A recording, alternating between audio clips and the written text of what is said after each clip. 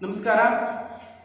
ಪ್ರೀತಿಯ 10ನೇ ತರಗತಿಯ ವಿದ್ಯಾರ್ಥಿಗಳಿಗೆ ಸಮಾಜ ವಿಜ್ಞಾನಕ್ಕೆ ಸ್ವಾಗತ. ನಾನು ಅಜ್ಜಪ್ಪಡಿ, ಸಹ ಶಿಕ್ಷಕರು, ಶ್ರೀ ಮಲ್ಲೇಶ್ವರ ಪ್ರೌಢಶಾಲೆ, ಮಾರವಳ್ಳಿ, ಶಿಕಾರಿಪುರ ತಾಲೂಕು, ಶಿವಮೊಗ್ಗ ಜಿಲ್ಲೆ.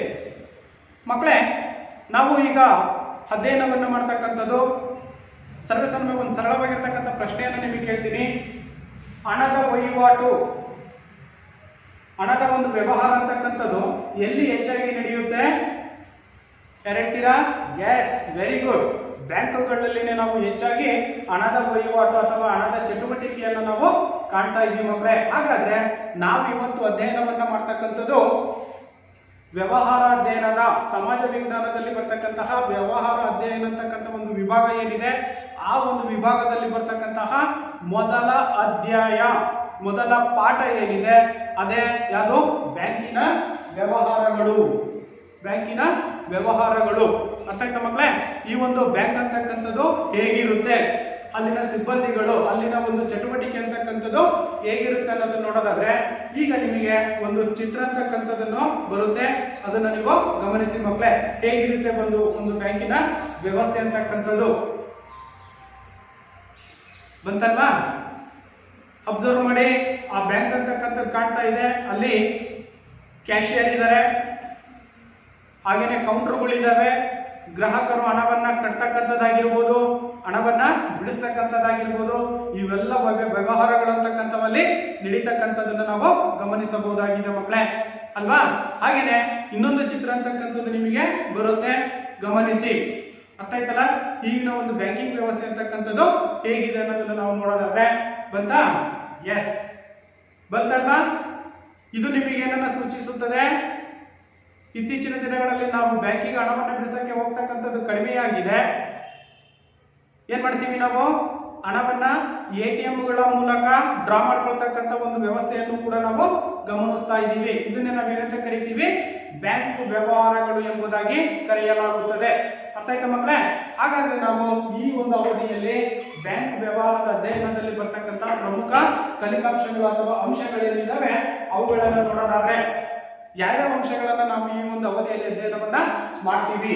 ಬ್ಯಾಂಕಿನ ಅರ್ಥ, ಬ್ಯಾಂಕಿನ ಅರ್ಥವನ್ನ ತಿಳ್ಕೊಳ್ತಕ್ಕಂಥದ್ದು, ಹಾಗೇನೆ ಬ್ಯಾಂಕುಗಳ ಗುಣಲಕ್ಷಣಗಳೇನು, ಬ್ಯಾಂಕುಗಳ ಗುಣಲಕ್ಷಣಗಳೇನು ಅನ್ನೋದನ್ನು ತಿಳ್ಕೊತೀವಿ. ಹಾಗೇನೆ ಹಣಕಾಸಿನ ವ್ಯವಹಾರದಲ್ಲಿ ಬ್ಯಾಂಕುಗಳು ಮತ್ತು ಅಂಚೆ ಕಚೇರಿಗಳನ್ನ ಗಮನಿಸಬಹುದು. ಹಾಗೇನೆ ಬ್ಯಾಂಕಿನಲ್ಲಿ ತೆರೆಯಬಹುದಾಗಿರ್ತಕ್ಕಂತಹ ವಿವಿಧ ಖಾತೆಗಳು, ಯಾವ್ಯಾವ ಖಾತೆಗಳನ್ನ ತೆರೆಯಬಹುದು ಅನ್ನೋದನ್ನ ಗಮನಿಸಬಹುದು. ಹಾಗೇನೆ ಬ್ಯಾಂಕ್ ಖಾತೆಯನ್ನು ತೆರೆಯುವುದರಿಂದ ಉಂಟಾಗ್ತಕ್ಕಂತಹ ಅನುಕೂಲಗಳೇನು, ಹಾಗೇನೆ ಬ್ಯಾಂಕ್ ಖಾತೆ ತೆರೆಯುವ ವಿಧಾನ, ಇವು ಪ್ರಮುಖವಾಗಿರ್ತಕ್ಕಂತಹ ಅಧ್ಯಯನದಲ್ಲಿ ಬರ್ತಕ್ಕಂತಹ ಫಲಿತಾಂಶಗಳು.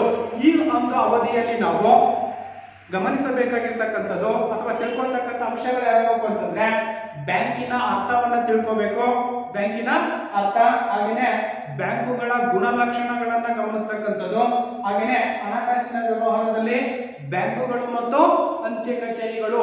ಈ ಒಂದು ಅವಧಿಯಲ್ಲಿ ನಾವು 3 ಅಂಶಗಳನ್ನ ತಿಳ್ಕೊಳ್ಳೋಣ ಮಕ್ಕಳೇ. ಅರ್ಥ ಆಯ್ತಲ್ವಾ? 3 ಅಂಶಗಳನ್ನ ನಾವು ತಿಳ್ಕೊಳ್ಳೋಣ.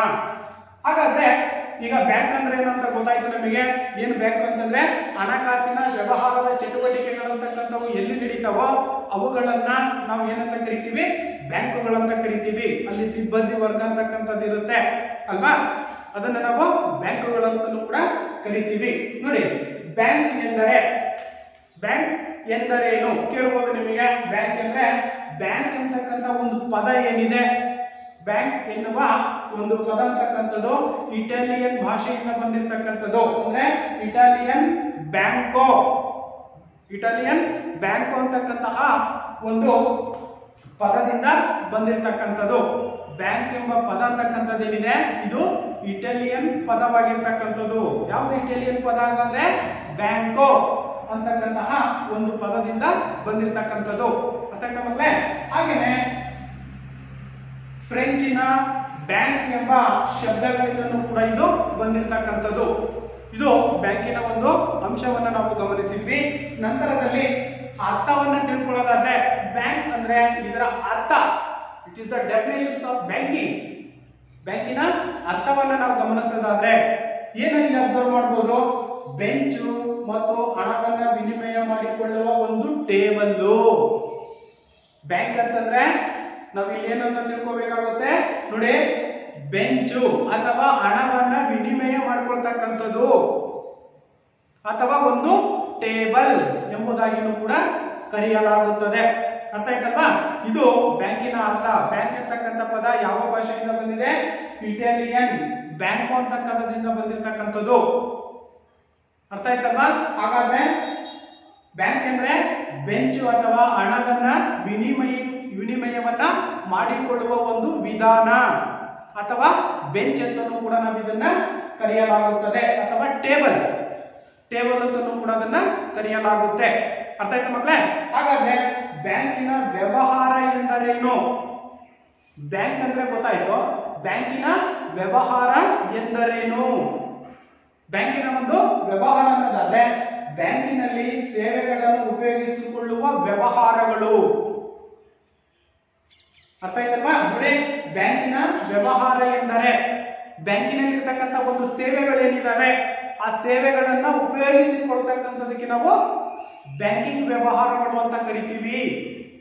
ಹಾಗಾದ್ರೆ ಯಾವೆಲ್ಲ ಸೇವೆಗಳನ್ನ ಬ್ಯಾಂಕ್ ಅಂತಕ್ಕಂಥದ್ದು ನಮಗೆ ಒದಗಿಸಿಕೊಡುತ್ತೆ ಮಕ್ಕಳೇ? ಹೌದಲ್ವಾ? ಯಾವ ರೀತಿಯಾಗಿರ್ತಕ್ಕಂಥ ಸೇವೆಗಳನ್ನು ಅದು ಒದಗಿಸುತ್ತೆ? ಎರಡು ರೀತಿಯಾಗಿರ್ತಕ್ಕಂತಹ ಸೇವೆಗಳನ್ನು ಅದು ನಮಗೆ ಒದಗಿಸಿಕೊಡ್ತಕ್ಕಂಥದ್ದು ನಾವು ಕಾಣ್ತಾ ಇದ್ದೀವಿ. ಯಾವ್ಯಾವುದು? ಠೇವಣಿ ಮತ್ತು ಸಾಲ. ಠೇವಣಿ ಮತ್ತು ಸಾಲ ಅಂತಕ್ಕಂಥದನ್ನ ಇದು ಬ್ಯಾಂಕಿಂಗ್ ವ್ಯವಹಾರ ಅಂತಕ್ಕಂಥದ್ದು ತಿಳಿಸ್ತಕ್ಕಂಥದನ್ನ ನಾವು ಗಮನಿಸಬಹುದು. ಎರಡು ಸೇವೆಗಳನ್ನ ಇದು ಸ್ವೀಕರಿಸ್ತಕ್ಕಂಥದ್ದು. ನೋಡಿ, ಹಣವನ್ನ ನೋಡಿ ಯಾವ್ದಿದೆ? ಬ್ಯಾಂಕಿನಲ್ಲಿ ಇರ್ತಕ್ಕಂಥ ಸೇವೆಗಳನ್ನು ಉಪಯೋಗಿಸಿಕೊಳ್ಳುವ ವ್ಯವಹಾರಗಳು, ಅದರಲ್ಲಿ ಎರಡನ್ನ ಕಾಣ್ತೀವಿ, ಠೇವಣಿಗಳು ಮತ್ತು ಸಾಲಗಳು.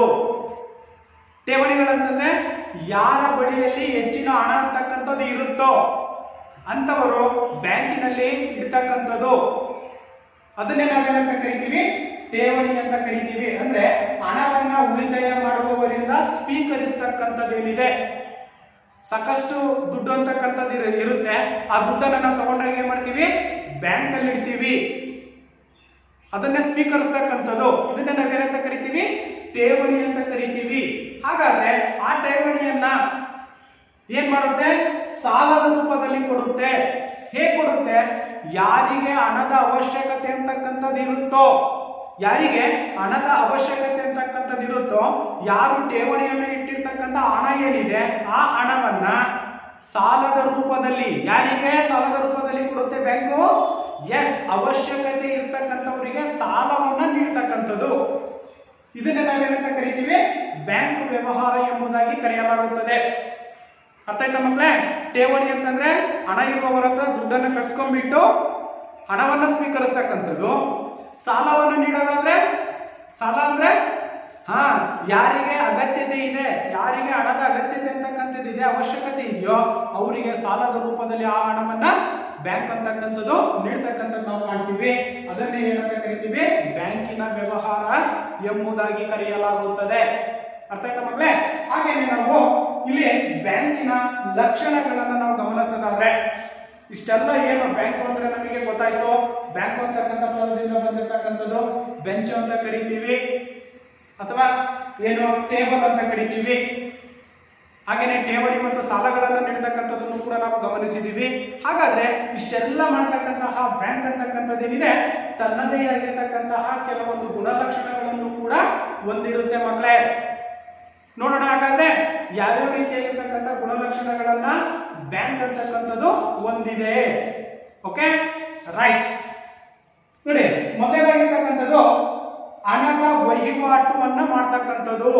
ಬ್ಯಾಂಕಿನ ಮೂಲ ಕಾರ್ಯ ಏನಪ್ಪ ಅಂತಂದ್ರೆ ಹಣದ ವಹಿವಾಟವನ್ನ ಮಾಡ್ತಕ್ಕಂಥದ್ದು. ಅವಾಗಲೇ ಹೇಳಿದ್ವಿ ನಾವು ಏನಂತ? ಠೇವಣಿಗಳನ್ನು ನೀಡಿಸ್ತಕ್ಕಂಥದ್ದು ಮತ್ತೆ ಸಾಲಗಳನ್ನು ನೀಡ್ತಕ್ಕಂಥದ್ದು, ಸಾರ್ವಜನಿಕರಿಂದಲೇ ಹಣವನ್ನ ಸ್ವೀಕರಿಸ್ತಕ್ಕಂಥದ್ದು, ಮತ್ತೆ ಅವಶ್ಯವಿರ್ತಕ್ಕಂತಹ ಸಾರ್ವಜನಿಕರಿಗೆ ಬ್ಯಾಂಕುಗಳಂತಕ್ಕಂಥವು ಏನ್ ಮಾಡ್ತವೆ? ಸಾಲವನ್ನ ನೀಡ್ತಕ್ಕಂಥದ್ದನ್ನು ಕೂಡ ನಾವು ಗಮನಿಸ್ತಾ ಇದ್ದೀವಿ. ಯಾವುದರಲ್ಲಿ? ಮೊದಲಾಗಿರ್ತಕ್ಕಂತಹ ಬ್ಯಾಂಕಿನ ಗುಣಲಕ್ಷಣಗಳಲ್ಲಿ. ಅರ್ಥ ಆಯ್ತಾ? ಒಂದು, ಹಣದ ವಹಿವಾಟನ್ನ ನೀಡ್ತಕ್ಕಂಥದ್ದು ಅಥವಾ ಮಾಡ್ತಕ್ಕಂಥದ್ದು ಅಂದ್ರೆ ಸಾರ್ವಜನಿಕರಿಗೆ ಬೇಕಾಗಿರ್ತಕ್ಕಂತಹ ಹಣವನ್ನ ಇದು ಸಾಲದ ರೂಪದಲ್ಲಿ ನೀಡ್ತಕ್ಕಂಥದ್ದು ಮೊದಲನೆಯ ಗುಣಲಕ್ಷಣ ಆಗಿರ್ತಕ್ಕಂಥದ್ದು. ಇನ್ನ ವ್ಯಕ್ತಿ, ಸಂಸ್ಥೆ ಮತ್ತು ಕಂಪನಿ ಎರಡನೇ ಗುಣಲಕ್ಷಣವನ್ನ ನಾವು ಕಾಣ್ತಾ ಇದ್ದೀವಿ.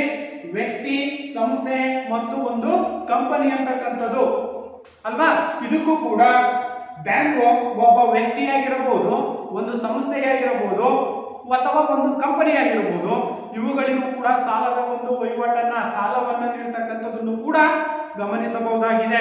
ಹಣಕಾಸಿನ ಸಂಸ್ಥೆಗಳಂತಕ್ಕಂಥವೇನಿದಾವೆ ಆ ಎಲ್ಲಾ ಹಣಕಾಸಿನ ಸಂಸ್ಥೆಗಳಿಗೂ ಕೂಡ ಇದು ನಿರ್ವಹಿಸತಕ್ಕಂಥದ್ದನ್ನ ನಾವು ಗಮನಿಸಬಹುದಾಗಿದೆ. ಇದು ಎರಡನೇದಾಗಿರ್ತಕ್ಕಂತಹ ಬ್ಯಾಂಕಿನ ಲಕ್ಷಣ ಅಥವಾ ಗುಣಲಕ್ಷಣ. ಇನ್ನ ಮೂರನೇದಾಗಿರ್ತಕ್ಕಂಥದ್ದು ಠೇವಣಿಗಳನ್ನ ಅಂಗೀಕರಿಸ್ತಕ್ಕಂಥದ್ದು. ಠೇವಣಿಗಳನ್ನ ಅಂಗೀಕರಿಸ್ತಕ್ಕಂಥದ್ದು ನಿರ್ದಿಷ್ಟ ಅವಧಿಯ ನಂತರ ಠೇವಣಿಯನ್ನ ಬಡ್ಡಿಯೊಂದಿಗೆ ಹಿಂದಿರುಗಿಸ್ತಕ್ಕಂಥದ್ದು. ಏನು ನಾವು ಇಟ್ಟಿರ್ತಕ್ಕಂಥ ಸಾರ್ವಜನಿಕರು ಇಟ್ಟಿರ್ತಕ್ಕಂಥ ಹಣ ಅಂತಕ್ಕಂಥದ್ದು ಏನಿದೆ ಆ ಹಣಕ್ಕೆ ವಾಪಸ್ಸು ಕೊಡ್ತಕ್ಕಂತಹ ಸಂದರ್ಭದಲ್ಲಿ ಅದಕ್ಕೆ ಸ್ವಲ್ಪ ಬಡ್ಡಿಯನ್ನು ಕೂಡ ಸೇರಿಸಿ ಕೊಡ್ತಕ್ಕಂಥದ್ದು, ಅದನ್ನೇ ನಾವು ಠೇವಣಿಗಳನ್ನ ಅಂಗೀಕರಿಸುತ್ತೆ ಅಂತಕ್ಕಂಥದ್ದನ್ನ ಗಮನಿಸಬಹುದು ಮಕ್ಕಳೇ. ಓಕೆನಾ. ಹಾಗೇನೆ ಭದ್ರತೆಯನ್ನು ಕೂಡ ಒದಗಿಸ್ತಕ್ಕಂಥದ್ದು. ಭದ್ರತೆ ಅಂತಂದ್ರೆ ರಕ್ಷಣೆಯನ್ನು ಮಾಡ್ತಕ್ಕಂಥದ್ದು. ಅಂದ್ರೆ ಸಾರ್ವಜನಿಕರಿಂದ ಇಟ್ಟಿರ್ತಕ್ಕಂತಹ ಏನಿದೆ ಸಾರ್ವಜನಿಕರ ಹಣ ಅಂತಕ್ಕಂಥದ್ದೇನಿದೆ ಅದಕ್ಕೆ ಸಂಪೂರ್ಣವಾಗಿರ್ತಕ್ಕಂಥ ಜವಾಬ್ದಾರಿಯನ್ನ ಭದ್ರತೆಯನ್ನ ಬ್ಯಾಂಕುಗಳಂತಕ್ಕಂಥವು ಸಾರ್ವಜನಿಕರಿಗೆ ನೀಡ್ತಕ್ಕಂಥ ನಾವು ಕಾಣ್ತಾ ಇದ್ದೀವಿ. ಓಕೆ. ಹಾಗೇನೆ ಮೇಲ್ವಿಚಾರಕನಾಗಿರ್ತಕ್ಕಂಥದ್ದು ನಮ್ಮ ದುಡ್ಡಿಗೆ ಬ್ಯಾಂಕ್ ಅಂತಕ್ಕಂಥದ್ದೇನಿದೆ ಇದು ಮೇಲ್ವಿಚಾರಕನಾಗಿ ತನ್ನ ಕಾರ್ಯವನ್ನ ನಿರ್ವಹಿಸುತ್ತೆ. ಆ ನಂಬಿಕೆ ಆಧಾರದ ಮೇಲೆ ನಾವು ಎಷ್ಟು ಹಣವನ್ನಾದ್ರೂ ಕೂಡ ನಾವು ಬ್ಯಾಂಕಲ್ಲಿ ಇಡ್ತೀವಿ, ಆದ್ರೆ ಜನಗಳ ಕೈಯಲ್ಲಿ ಕೊಡ್ತೀವ ನೋ. ಯಾಕಂತಂದ್ರೆ ಅಲ್ಲಿ ಭದ್ರವಾಗಿರುತ್ತೆ ನಮ್ಮ ಹಣ ಅಂತಕ್ಕಂಥ ದೃಷ್ಟಿಯಿಂದ ನಾವೇನ್ ಮಾಡ್ತಾ ಇದೀವಿ, ನಮ್ಮ ಎಲ್ಲಾ ಹಣಗಳನ್ನ ಬ್ಯಾಂಕಿನಲ್ಲಿ ನಾವು ಠೇವಣಿಯಾಗಿ ಇಡತಕ್ಕಂಥದ್ದನ್ನು ಕೂಡ ನಾವು ಗಮನಿಸಬಹುದಾಗಿದೆ ಮಕ್ಕಳೇ. ಇದು ಮೂರನೇದಾಗಿರ್ತಕ್ಕಂಥದ್ದು. ಇನ್ನು ನಾಲ್ಕನೇ ಗುಣಲಕ್ಷಣಗಳನ್ನ ನಾವು ಗಮನಿಸೋದಾದ್ರೆ ಸಾಲಗಳನ್ನ ಕೊಡ್ತಕ್ಕಂಥದ್ದು, ಸಾಲಗಳನ್ನ ನೀಡ್ತಕ್ಕಂಥದ್ದು. ಹಾಗಾದ್ರೆ ಯಾವ್ಯಾವ ರೀತಿಯ ಸಾಲಗಳನ್ನ ನೀಡುತ್ತೆ ಅಲ್ವಾ. ದೀರ್ಘಾವಧಿಯ ಸಾಲಗಳು, ಅಲ್ಪಾವಧಿಯ ಸಾಲಗಳು, ಹಲವು ರೀತಿಯ ಸಾಲಗಳನ್ನ ಕೊಡ್ತಕ್ಕಂಥದ್ದು. ಯಾವ ಉದ್ದೇಶಗಳಿಗಾಗಿ ಬ್ಯಾಂಕುಗಳು ಅಂತಕ್ಕಂಥವು ಸಾಲವನ್ನ ಕೊಡ್ತವೆ? ನಮ್ಮ ಆಸೆ ಆಕಾಂಕ್ಷೆಗಳು ಏನಿರ್ತವೆ, ಹೌದು ತಾನೆ, ಏನಿರ್ತವೆ? ಮನೆ ಕಟ್ಟಬೇಕು, ನನ್ನ ಕನಸು ಏನಾಗಿದೆ, ಒಂದು ಸುಂದರವಾಗಿರ್ತಕ್ಕಂಥ ಮನೆಯನ್ನ ನಿರ್ಮಾಣ ಮಾಡಬೇಕು, ಅಷ್ಟೇ ಅಲ್ಲದೆ ನಾನು ಒಂದು ಕಾರನ್ನ ತೆಗೆದುಕೊಳ್ಬೇಕು, ಹೌದು ತಾನೆ, ಕಾರನ್ನ ತೆಗೆದುಕೋಬೇಕು.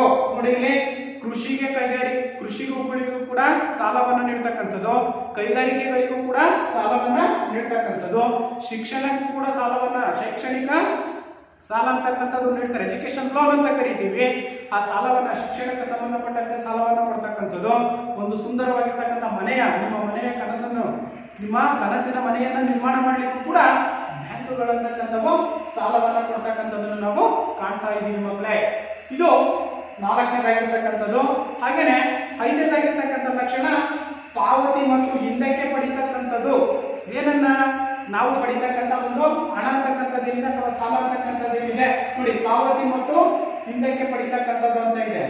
ಚೆಕ್ಕು ಅಥವಾ ಹುಂಡಿಗಳು, ಚೆಕ್ಕುಗಳು ಮತ್ತು ಹುಂಡಿಗಳು ಅಂತ ಕರಿತೀವಿ, ಅರ್ಥ ಆಯ್ತಲ್ವಾ? ಚೆಕ್ಗಳು ಮತ್ತು ಹುಂಡಿಗಳು. ಹಾಗೇನೆ ಠೇವಣಿಗಳನ್ನ ಹಿಂಪಡಿತಕ್ಕಂಥದ್ದು.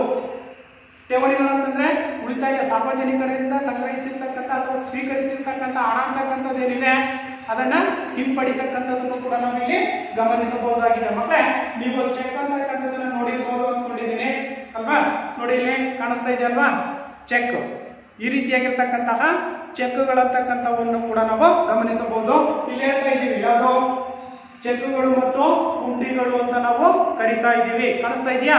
ಇದನ್ನೇ ನಾವೇನಂತ ಕರಿತೀವಿ, ಚೆಕ್ ಬುಕ್ ಅಂತಾನೂ ಕೂಡ ಕರಿತೀವಿ. ಈ ಚೆಕ್ಗಳ ಮೂಲಕ ನಾವೇನ್ ಮಾಡ್ತೀವಿ, ಹಣವನ್ನ ಡ್ರಾವನ್ನು ಕೂಡ ಮಾಡ್ಕೊಳ್ತಕ್ಕಂಥ ಒಂದು ವ್ಯವಸ್ಥೆ ಬ್ಯಾಂಕಿನಲ್ಲಿ ನಾವು ಕಾಣ್ತಾ ಇದೀವಿ ಮಕ್ಕಳೇ.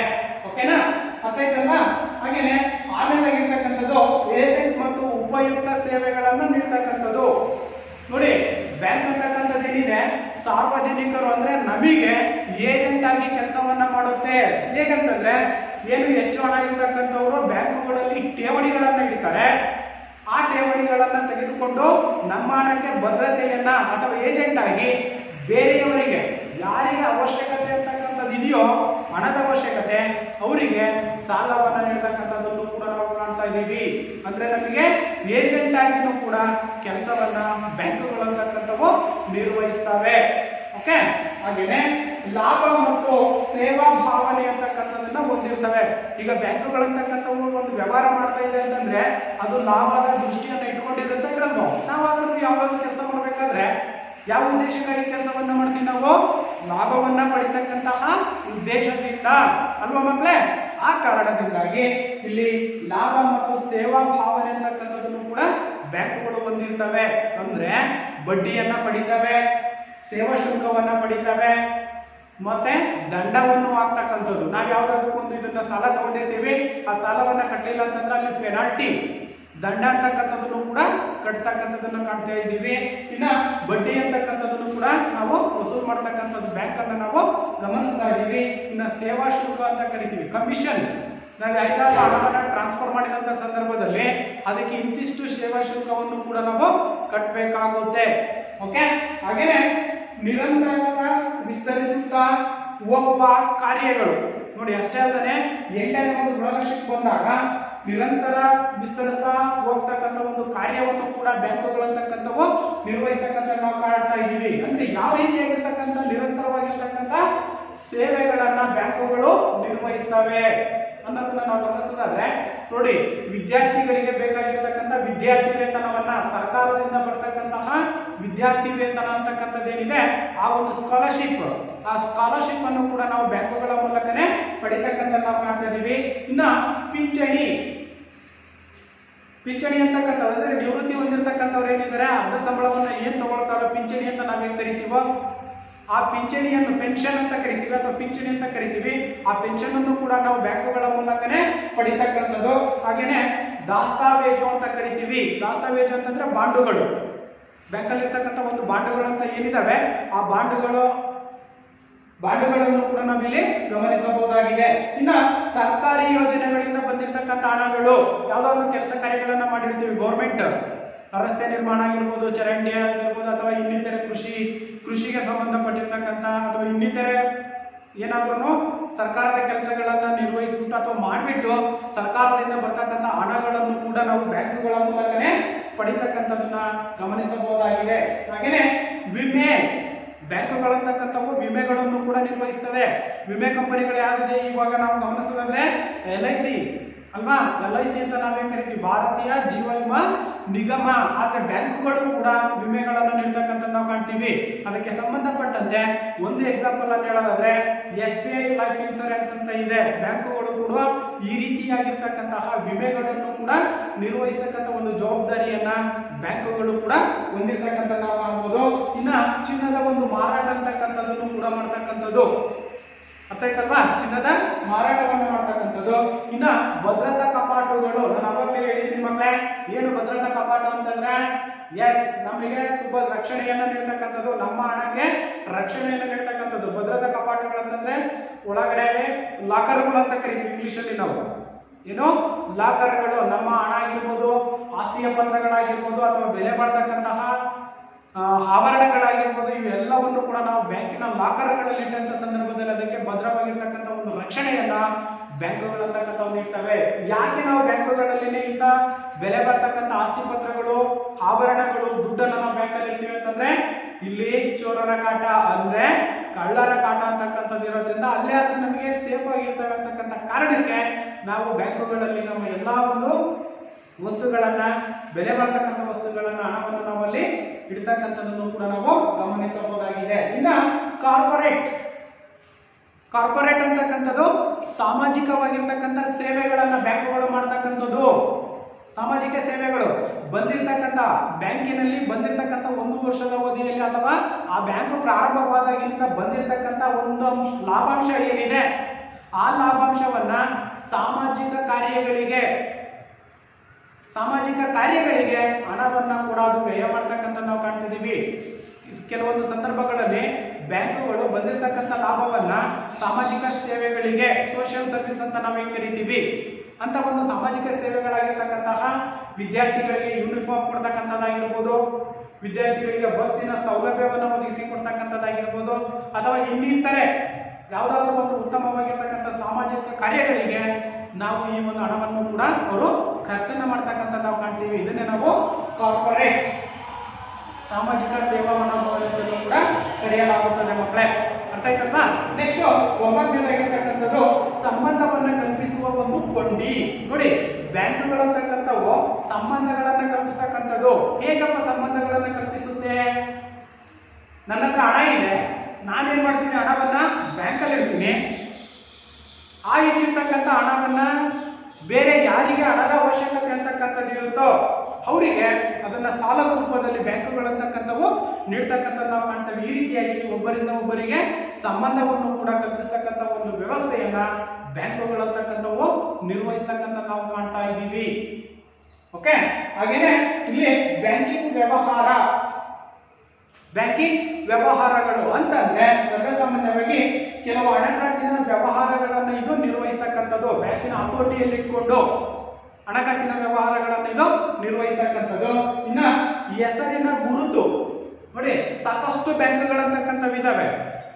ಎಲ್ಲಾ ಬ್ಯಾಂಕುಗಳು ತನ್ನದೇ ಆಗಿರ್ತಕ್ಕಂತಹ ಒಂದು ಗುರುತನ್ನ ಮತ್ತು ಚಿಹ್ನೆಯನ್ನ ಹೊಂದಿರತಕ್ಕಂಥದ್ದನ್ನು ಕೂಡ ನಾವು ಗಮನಿಸಬಹುದಾಗಿದೆ ಅಲ್ವಾ? ಹೌದು ತಾನೆ?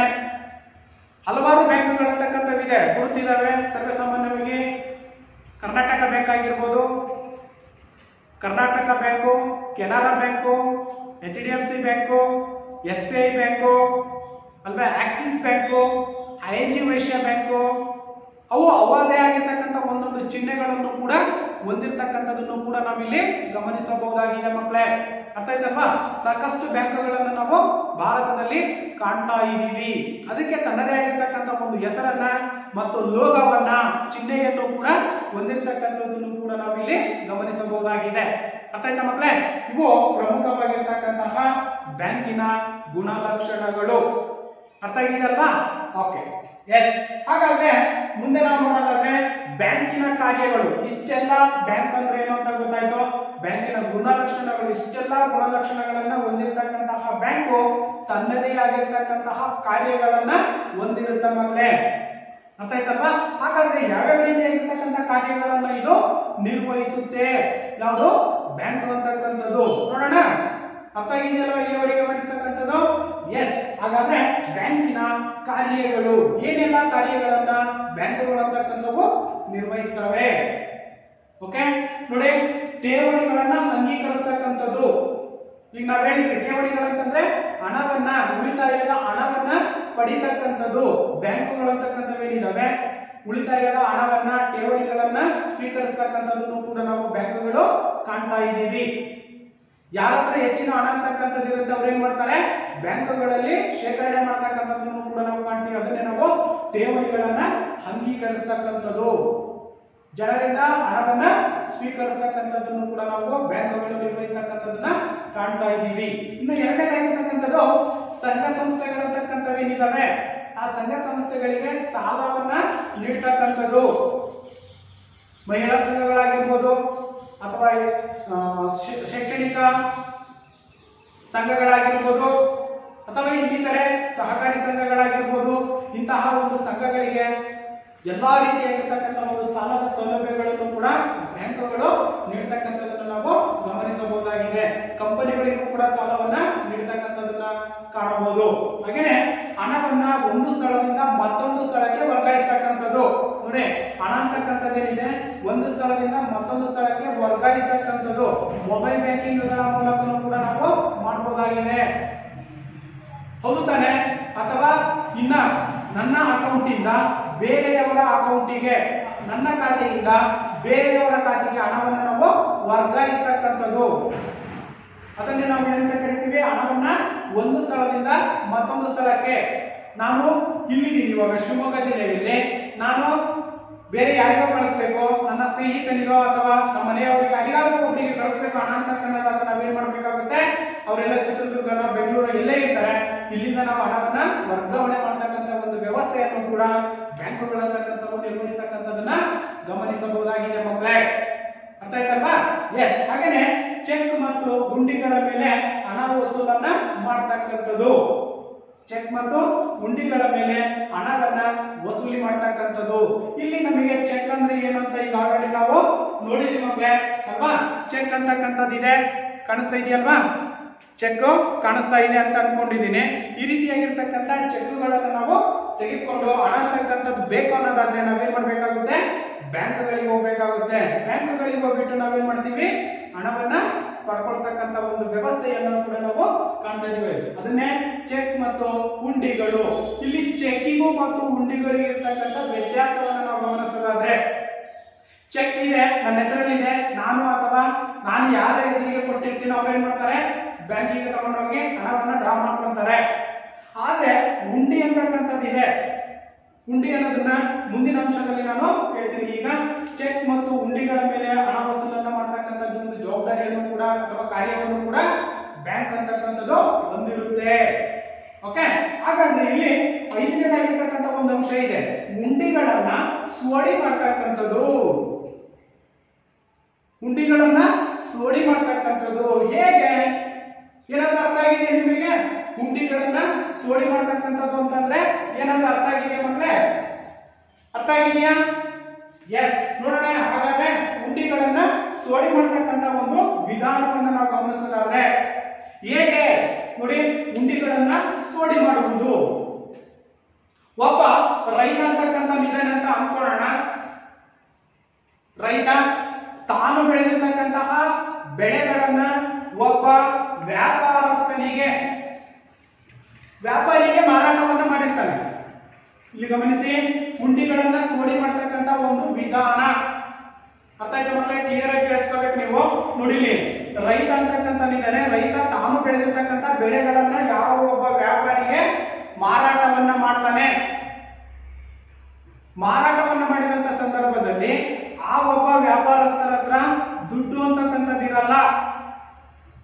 ಅವಾಗ ಏನ್ ಮಾಡ್ತಾನೆ ವ್ಯಾಪಾರಸ್ಥ? ಒಂದು ಚೆಕ್ ಅನ್ನ ಕೊಡ್ತಾನೆ. ಯಾರಿಗೆ? ರೈತನಿಗೆ. ನೋಡಪ್ಪ, ನಿನ್ ಮಾಲನ್ನ ನಾನು ತಗೊಂಡಿದ್ದೀನಿ, ನಾನು ಚೆಕ್ ಕೊಡ್ತೀನಿ ಅಂತ ಹೇಳ್ಬಿಟ್ಟು ಚೆಕ್ ಅನ್ನ ಕೊಡ್ತಾನೆ. ಚೆಕ್ ಅನ್ನ ಕೊಟ್ಟಂತಹ ಸಂದರ್ಭದಲ್ಲಿ ಅಲ್ಲಿ ಮೇನ್ ಇಂಪಾರ್ಟೆಂಟ್ ಆಗಿ ನಾವು ಗಮನಿಸಬೇಕಾಗಿರ್ತಕ್ಕಂಥದ್ದು ಮಕ್ಕಳೇ, ಯಾವ್ದನ್ನ?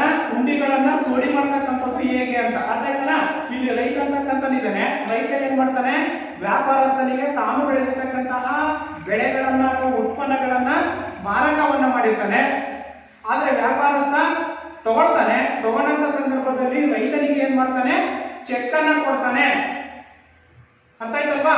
ಆ ಚೆಕ್ ಕೊಟ್ಟಂತ ಸಂದರ್ಭದಲ್ಲಿ ಎಷ್ಟು ಸಾವಿರ ಚೆಕ್ ಕೊಟ್ಟಿರ್ತಾನೆ? ಒಂದು 20,000 ರೂಪಾಯಿ ಚೆಕ್ ಅನ್ನ ಕೊಟ್ಟಿರ್ತಾನೆ ಅಂತ ಇಟ್ಕೊಳ್ಳೋಣ. ಎಷ್ಟು? ಒಂದು 20,000 ರೂಪಾಯಿಯ ಚೆಕ್ ಅನ್ನ ಕೊಟ್ಟಿರ್ತಾನೆ. ಅಲ್ಲಿ ಒಂದು ಕಂಡೀಷನ್, ಕರಾರನ್ನ ಮಾಡ್ಕೊಂಡಿರ್ತಾರೆ. ಯಾರ್ಯಾರು? ರೈತ ಮತ್ತು ವ್ಯಾಪಾರಸ್ಥ. ಅರ್ಥ ಆಯ್ತಾ? ಆ ಕರಾರ ಏನಪ್ಪ ಅಂತಂದ್ರೆ, ನಾನು ಇವತ್ತಿನ ದಿನಾಂಕವನ್ನ ತಗೊಳ್ತಾ ಇದ್ದೀನಿ. ಅರ್ಥ ಆಯ್ತಾ? ಇವತ್ತು ನಾವು ಅಧ್ಯಯನವನ್ನ ಮಾಡ್ತಾ ಇದೀವಿ ಅಂತಂದ್ರೆ ಇವತ್ತಿನ ದಿನಾಂಕವನ್ನ ನಾನು ತಗೊಳ್ತಾ ಇದ್ದೀನಿ ಮಕ್ಕಳೇ. ಹಾಗಾದ್ರೆ ಇಲ್ಲಿ ನೋಡಿ, ಇವತ್ತೆಷ್ಟು? 26/11/2020 ಚೆಕ್ ಅನ್ನು ಕೊಟ್ಟು ಒಂದು ಕರಾರನ್ನ ಮಾಡ್ಕೊಳ್ತಾ ಇದ್ದಾರೆ. ಏನಂತ? ಯಾರ್ಯಾರು? ರೈತ ಮತ್ತು ವ್ಯಾಪಾರಸ್ಥ ಅಂತಕ್ಕಂಥವ್ರು. ಇಲ್ಲಿ 26/12/2020ಕ್ಕೆ ದುಡ್ಡು ಕೊಡ್ತೀನಿ ಅಂತ ಒಂದು ಕರಾರನ್ನ ಮಾಡ್ಕೊಳ್ತಾರೆ. ಚೆಕ್ ಅನ್ನ ಕೊಟ್ಬಿಟ್ಟು ಒಂದು ಕರಾರನ್ನ ಮಾಡ್ಕೊಳ್ತಾರೆ. ಯಾರ್ಯಾರು? ರೈತ ಮತ್ತು ವ್ಯಾಪಾರಸ್ಥ. ರೈತ ಬೆಳೆದಿರ್ತಕ್ಕಂಥ ಎಲ್ಲ ವಸ್ತುಗಳನ್ನ ಅಥವಾ ಉತ್ಪನ್ನಗಳನ್ನ ಮಾರಾಟ ಮಾಡಿರ್ತಾನೆ ವ್ಯಾಪಾರಸ್ಥನಿಗೆ.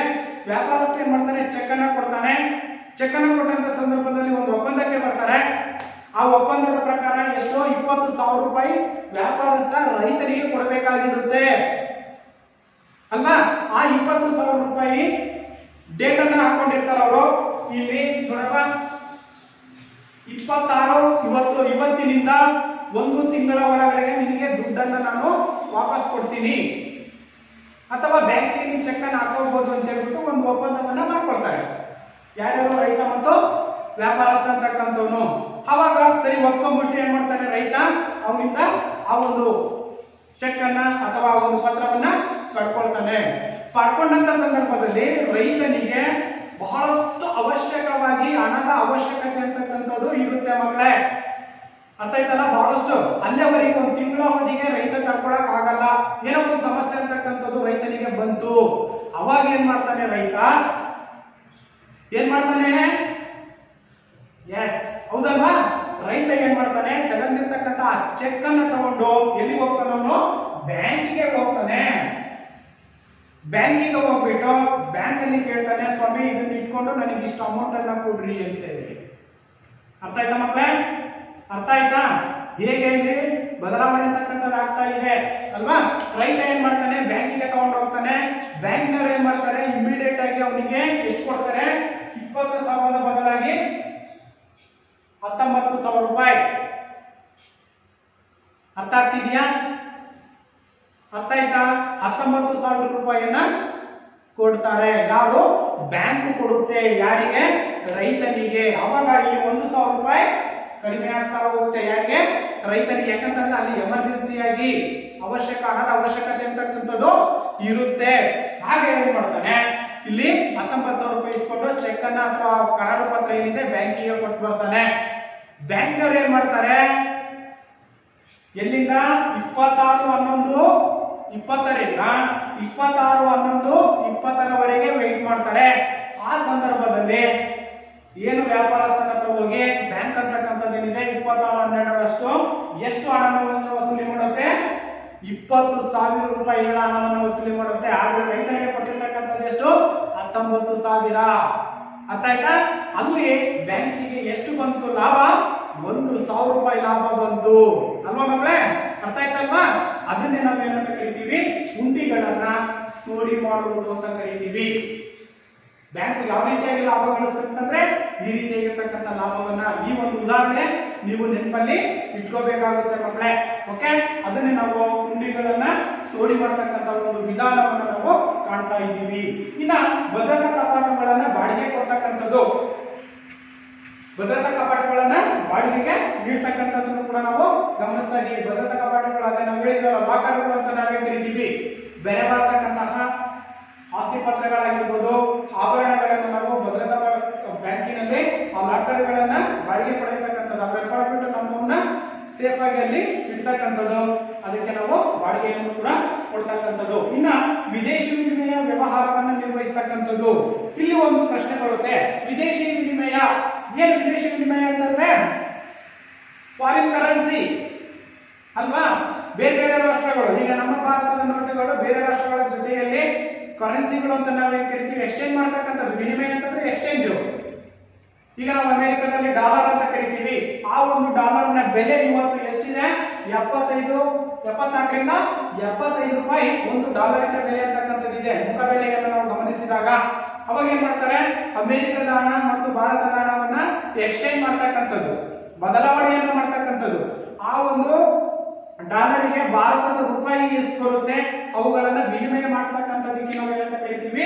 ವಿದೇಶಿ ವಿನಿಮಯ ಅಂತ ಕರಿತೀವಿ. ಓಕೆ, ಹಾಗೆ ಬೆಲೆ ಬಾಳುವ ವಸ್ತುಗಳನ್ನ ತಮ್ಮ ಸುಭದ್ರಿಯಲ್ಲಿ ಭದ್ರವಾಗಿ ಇಟ್ಕೊಳ್ತಕ್ಕಂಥದ್ದು. ಈಗಿನ ಹೇಳಿದ್ವಿ ಮಕ್ಕಳೇ ನಾವು ಅದನ್ನ ಅಲ್ವಾ? ಬೆಲೆ ಬಾಳ್ತಕ್ಕಂಥ ಆಸ್ತಿ ಪತ್ರ ಆಗಿರ್ಬೋದು ಅಥವಾ ಆಭರಣಗಳಾಗಿರ್ಬೋದು ಅಥವಾ ಇನ್ನಿತರೆ ಯಾವುದಾದ್ರೂ ಬೆಲೆ ಬಾಳ್ತಕ್ಕಂತಹ ಒಂದು ಪತ್ರಗಳೇನಿದಾವೆ ಅವು ಎಲ್ಲವುಗಳನ್ನು ಕೂಡ ಭದ್ರವಾಗಿರ್ತಕ್ಕಂಥದ್ದನ್ನ ನಾವು ಗಮನಿಸ್ತಾ ಇದ್ದೀವಿ. ಹಾಗೆಯೇ ಸಾಲ ಪತ್ರಗಳನ್ನ ಮತ್ತು ಜವಾಬ್ದಾರಿಯನ್ನು ಕೂಡ ನೀಡ್ತಕ್ಕಂಥದ್ದು. ಸಾಲ ಪತ್ರಗಳು, ಕರಾರು ಪತ್ರಗಳು ಅಂತ ನಾವೇ ಕರಿತೀವಿ. ಸಾಲ ಪಡ್ಕೊಂಡಂತಹ ಸಂದರ್ಭದಲ್ಲಿ ಅದಕ್ಕೂ ಕೂಡ ನೀಡ್ತಕ್ಕಂಥದ್ದು. ಇನ್ನ ಸರ್ಕಾರದ ಹಣಕಾಸಿನ ವ್ಯವಹಾರಗಳ ನಿರ್ವಹಣೆಯನ್ನ ಮಾಡ್ತಕ್ಕಂಥದ್ದು.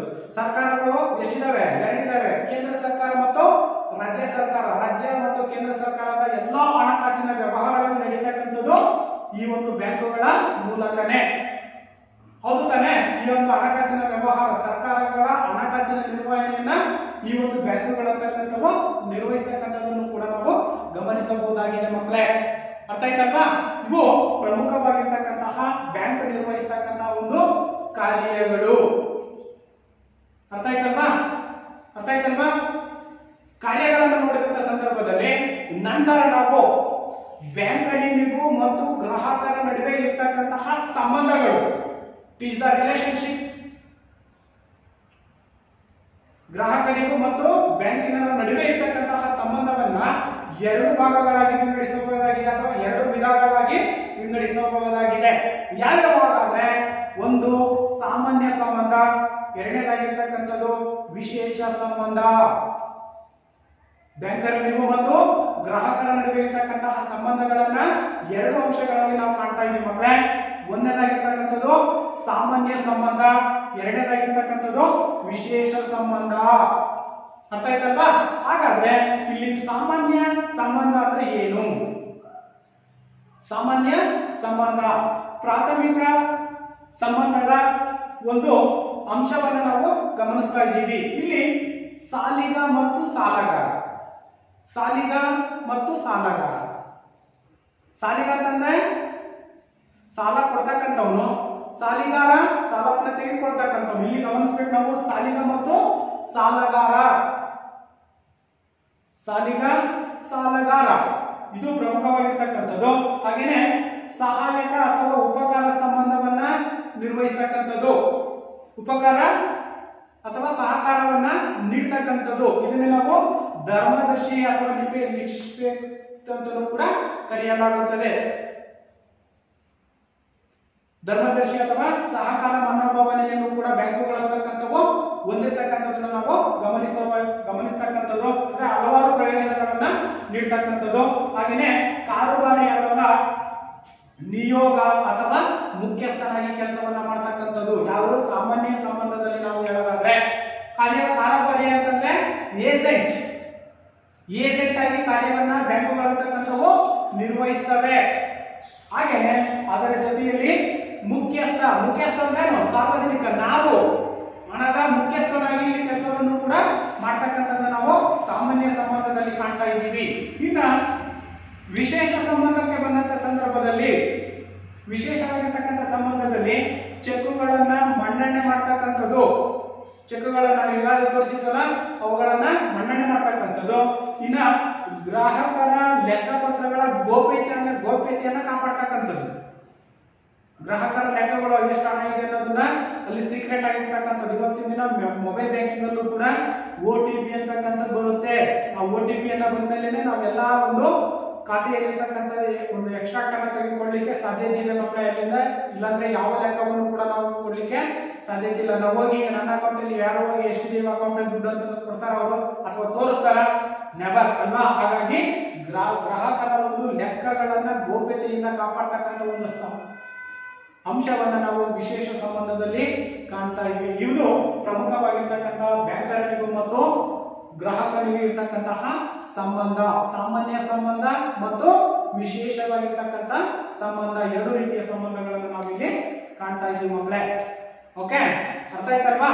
ನೆಕ್ಸ್ಟ್ ಮುಂದೆ ನಾವು ನೋಡೋದಾದ್ರೆ ಬ್ಯಾಂಕ್ ನಲ್ಲಿ ಸಲ್ಲಿಸುವ ಸೇವೆಗಳು ಅಥವಾ ಬ್ಯಾಂಕ್ ಸಲ್ಲಿಸತಕ್ಕಂತಹ ಸೇವೆಗಳು, ಯಾವ ರೀತಿಯಾಗಿರ್ತಕ್ಕಂಥ ಸೇವೆಗಳನ್ನ ಬ್ಯಾಂಕುಗಳಂತಕ್ಕಂಥವು ನಿರ್ವಹಿಸ್ತವೆ. ಓಕೆ, ನೋಡೋಣ. ಮೊದಲಾಗಿರ್ತಕ್ಕಂಥದ್ದು ಖರ್ಚು ಕಾರ್ಡು ಮತ್ತು ಜಮಾ ಕಾರ್ಡು ಅಂತ ಕರಿತೀವಿ. ಇದು ಬಹಳಷ್ಟು ಮುಖ್ಯವಾಗಿರ್ತಕ್ಕಂಥದ್ದು ಮಕ್ಕಳೇ. ಖರ್ಚು ಕಾರ್ಡು ಮತ್ತು ಜಮಾ ಕಾರ್ಡು ಅಂತ ಕರಿತೀವಿ.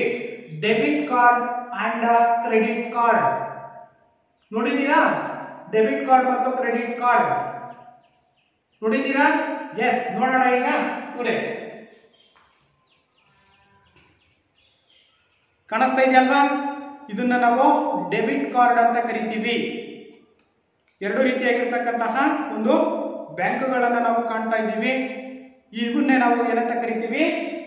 ಖರ್ಚು ಕಾರ್ಡುಗಳು ಅಥವಾ ಡೆಬಿಟ್ ಕಾರ್ಡುಗಳು ಅಂತ ಕರಿತೀವಿ ಮಕ್ಕಳೇ. ಅರ್ಥ ಆಯ್ತಲ್ವಾ? ನೋಡಿದ್ರಲ್ಲ? ಹಾಗಾದ್ರೆ ಇಲ್ಲಿ ಪ್ರಮುಖವಾಗಿ ಎರಡನ್ನ ನಾವು ಗಮನಿಸ್ತಾ ಇದ್ದೀವಿ, ಖರ್ಚು ಕಾರ್ಡು ಮತ್ತು ಜಮಾ ಕಾರ್ಡು ಅಂತ ಅಂದ್ರೆ ಏನು? ಖರ್ಚು ಕಾರ್ಡ್ ಅಂತಂದ್ರೆ ಈಗ ನಾವು ಹೇಳಿದ್ವಿ ಡೆಬಿಟ್ ಕಾರ್ಡ್. ಏನು ಡೆಬಿಟ್ ಕಾರ್ಡ್ ಅಂತಂದ್ರೆ ಅಲ್ವಾ, ಸಾಮಾನ್ಯವಾಗಿ ATM ಕಾರ್ಡ್ಗಳನ್ನ ನೋಡಿರ್ತೀರ, ಅದನ್ನೇ ನಾವು ಖರ್ಚು ಕಾರ್ಡು, ಡೆಬಿಟ್ ಕಾರ್ಡು. ಹಾಗಾದ್ರೆ ಡೆಬಿಟ್ ಕಾರ್ಡ್ ಅಂದ್ರೆ ಏನು? ನಮ್ಮ ಅಕೌಂಟ್ ಅಲ್ಲಿ ಇರ್ತಕ್ಕಂಥ ಹಣ ಅಂತಕ್ಕಂಥದ್ದೇನಿದೆ ಆ ಹಣವನ್ನ ನಾವು ಬಿಡಿಸ್ತೀವಲ್ವಾ, ಡ್ರಾ ಮಾಡ್ಕೊಳ್ತೀವಲ್ವಾ, ಖರ್ಚು ಮಾಡ್ತೇವಲ್ವಾ, ಆ ಖರ್ಚನ್ನೇ ನಾವೇನಂತ ಕರಿತೀವಿ?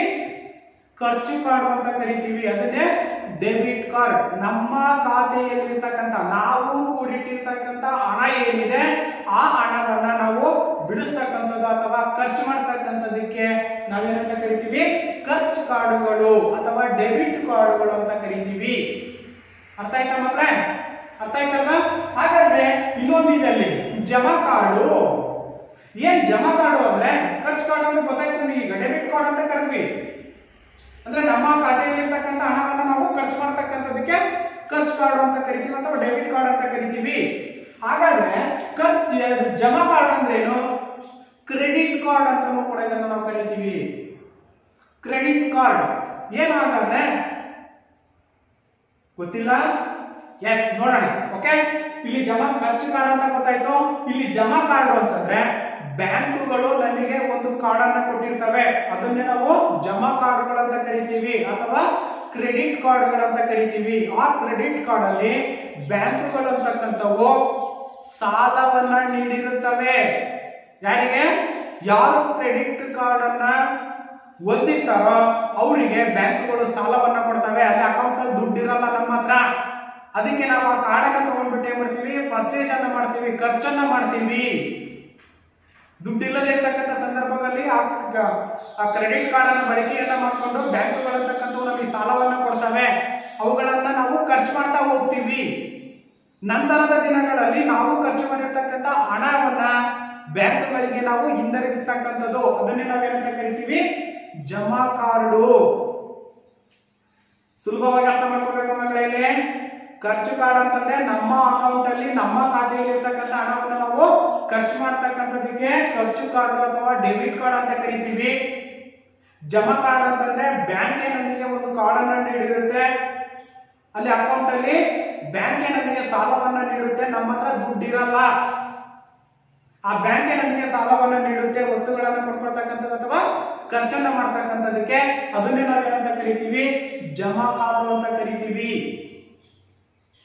ಅದನ್ನ ವಾಪಸ್, ಇಲ್ಲಿ ಪ್ರಶ್ನೆ ಬರ್ಬೋದು ಮಕ್ಕಳೇ ನಿಮಗೆ, ವಾಪಸ್ ಪಡಿತಕ್ಕಂಥದ್ದು ಹೇಗೆ? ನಾವು ಬ್ಯಾಂಕ್ಗಳಿಗೆ ಹೋಗಿ ಆ ಸಮಯ ಅಂತಕ್ಕಂಥದ್ದು ಇನ್ನೊಂದು ಸುಲಭವಾಗಿ ಅರ್ಥ ಮಾಡ್ಕೊಳ್ಳಿ, ಸರಳವಾಗಿ ತಿಳ್ಕೊಬೇಕನ್ನೋದಾದ್ರೆ ಪ್ರೀಪೇಯ್ಡ್ ಮತ್ತು ಪೋಸ್ಟ್ ಪೇಯ್ಡ್ ಅಂತ ಇರುತ್ತೆ ಮೊಬೈಲ್ ಅಲ್ಲಿ, ಸಿಮ್ಗಳಲ್ಲಿ ಗೊತ್ತಿರಬೇಕು ಮಕ್ಕಳೇ ನಿಮಗೆ ಅಲ್ವಾ? ಪೋಸ್ಟ್ ಪೇಯ್ಡ್ ಮತ್ತು ಪ್ರೀಪೇಯ್ಡ್. ಪೋಸ್ಟ್ ಪೇಯ್ಡ್ ಆದ್ರೆ ತಿಂಗಳಿಗೆ ಒಂದ್ಸರಿ ಕರೆನ್ಸಿ ಹಾಕ್ಸ್ತಕ್ಕಂಥದ್ದು, ಪ್ರೀಪೇಯ್ಡ್ ಆದ್ರೆ ಯಾವಾಗಾದ್ರೂ ನಾವು ಹಾಕ್ಸ್ಕೊಳ್ತಕ್ಕಂಥದ್ದು. ಅರ್ಥ ಆಯ್ತಾ? ಇದನ್ನ ನೀವು ಗಮನದಲ್ಲಿ ಇಟ್ಕೊಂಡ್ರೆ ಸುಲಭವಾಗಿ ಇದು ಅರ್ಥ ಆಗುತ್ತೆ ಮಕ್ಕಳೇ. ಯಾವುದು? ಖರ್ಚು ಕಾರ್ಡ್ ಮತ್ತು ಜಮಾ ಕಾರ್ಡ್ ಅಂದ್ರೆ ಏನು ಅಂತ. ಹಾಗೇನೆ ಎರಡನೇದಾಗಿರ್ತಕ್ಕಂಥದ್ದು ಖಾಸಗಿ ಮತ್ತು ವ್ಯಾಪಾರಕ್ಕೆ ಸಾಲಗಳನ್ನ ನೀಡ್ತಕ್ಕಂಥದ್ದು. ಖಾಸಗಿಯಾಗಿ ಹಲವಾರು ಕಂಪನಿಗಳು ಅಂತಕ್ಕಂಥವು ಇರ್ತವೆ, ಖಾಸಗಿ ಕಂಪನಿಗಳು ಇರ್ತವೆ. ಆ ಕಂಪನಿಗಳಿಗೆ, ಸಂಸ್ಥೆಗಳಿಗೆ ಸಾಲವನ್ನ ಬ್ಯಾಂಕುಗಳು ಅಂತಕ್ಕಂಥವು ನೀಡ್ತಕ್ಕಂಥದ್ದು.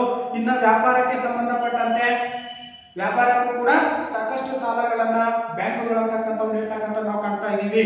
ಹಾಗೇನೆ ಇನ್ನು ಪ್ರಮುಖವಾಗಿ ಮನೆ ಕಟ್ಟಲು, ವಾಹನವನ್ನ ಖರೀದಿಸಲು ಅಲ್ವಾ, ಹಾಗೇನೆ ಭೂಮಿಯನ್ನ ಖರೀದಿಸಲು, ಇನ್ನಿತರೆ ಅವಶ್ಯಕತೆಗಳಿಗೆ ಅನುಗುಣವಾಗಿ ಬ್ಯಾಂಕುಗಳು ಅಂತಕ್ಕಂಥವು ಸಾಲವನ್ನ ನೀಡತಕ್ಕಂಥದ್ದನ್ನು ಕೂಡ ನಾವು ಗಮನಿಸಬಹುದು ಮಕ್ಕಳೇ. ಹಾಗೇನೆ ಇನ್ನು ನಾಲ್ಕನೇದಾಗಿರ್ತಕ್ಕಂಥದ್ದು ಪರಸ್ಪರ ನಿಧಿಗಳನ್ನ ನಿರ್ವಹಿಸ್ತಕ್ಕಂಥದ್ದು, ಅಂದ್ರೆ ವರ್ಗಾವಣೆಯನ್ನ ಮಾಡ್ತಕ್ಕಂಥದ್ದು. ಹಣದ ವರ್ಗಾವಣೆಯನ್ನ ಬೇರೆ ಬೇರೆ ಕಡೆ ಅದನ್ನ ಚಲಾಯಿಸ್ತಕ್ಕಂಥದ್ದು ಅಥವಾ ವರ್ಗಾವಣೆ ಮಾಡ್ತಕ್ಕಂಥದ್ದನ್ನು ಕೂಡ ನಾವು ಗಮನಿಸಬಹುದು. ಇನ್ನ ಭದ್ರತಾ ಅಥವಾ ರಕ್ಷಣಾ ಕಪಾಟುಗಳನ್ನ ಕೊಡ್ತಕ್ಕಂಥದ್ದು, ಈಗಾಗಲೇ ನಾವು ಹೇಳಿದ್ವಲ್ಲ, ಅಥವಾ ಲಾಕರ್ಗಳಂತ ನಾವೇನ್ ಕರಿತೀವಿ, ಆ ಲಾಕರ್ಗಳನ್ನು ಕೂಡ ನೀಡ್ತಕ್ಕಂಥ ಜವಾಬ್ದಾರಿಯನ್ನ ಬ್ಯಾಂಕುಗಳು ಹೊಂದಿರ್ತವೆ. ಇನ್ನ ಭರವಸೆಯ ಸೇವೆಗಳು.